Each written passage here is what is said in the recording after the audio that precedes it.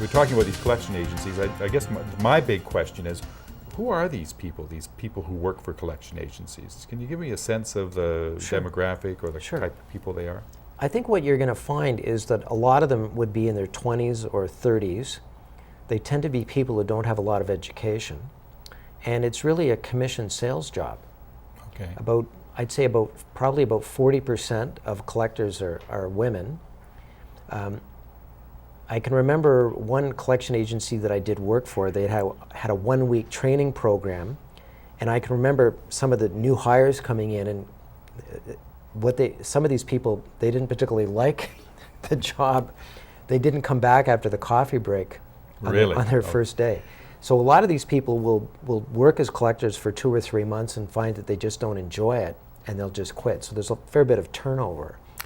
Well, and you're saying it's commission based, so pretty high pressure on them, I'm assuming. Oh, definitely. What you're going to find is most collectors are going to get paid a base salary, and then there's a bonus system.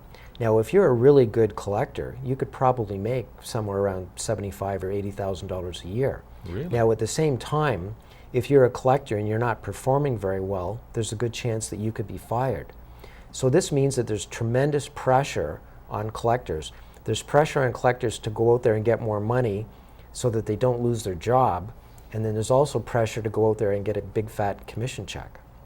And so I guess there's a real temptation to be somewhat pushier than perhaps you need to be. Well, there's no question about it that if you break the law, you should be able to make more money, because you should be able to create much more discomfort with the consumer and really be able to motivate them to pay. Right. So intimidation. Sure.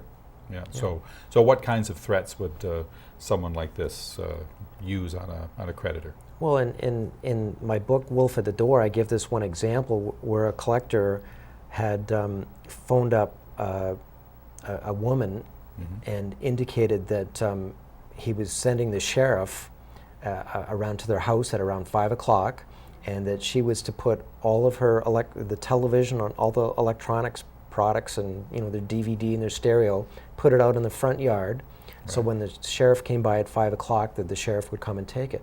Well, they never sued the person. Right. They had no right to do this. And so the husband comes home at 5 o'clock and he sees all this out in the front yard.